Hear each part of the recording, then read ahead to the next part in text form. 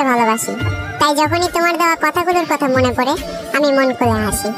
সবাই শুধু উঠতেই দেখলো, কেউ পড়তে দেখলো না, যেমন আকাশে উড়ন্ত ফানুস। আসলে আমি হাসির আড়ালে কষ্ট লুকানো একটা মানুষ। মাঝে মাঝে খুব বাজেভাবে তোমার কথা মনে পড়ে, তবে মন চাইলেও কথা বলতে পারি না আর জোর করে। একটা সময় ভালোবেসেছিলে তাই জোর করেছি, আজ ভালোবাসো না তাই সে অধিকারটাও হারিয়ে ফেলেছি। আমি তোমার জন্য মরে গিয়ে ভালোবাসার প্রমাণ দিতে চাই না, বরং মরার আগ পর্যন্ত তোমার জন্য অপেক্ষা করতে চাই। আমি জানি পরিবর্তনশীল মানুষ, তবে আমি একটা অমানুষ। কারণ চোখের সামনে কত মানুষ পরিবর্তন হয়ে গেল, শুধু আমি পরিবর্তন হতে পারলাম না। এবং বিশ্বাস করি এই শরীরের পরিবর্তন হলেও মনের পরিবর্তন কখনোই হবে না। যদি কখনো মনে হয় আমাকে তোমার আবারও প্রয়োজন, তবে নির্দ্বিধায় ফিরে এসো। আমি আবারও গোলাপ দিয়ে করবো তোমাকে ফেরানোর আয়োজন।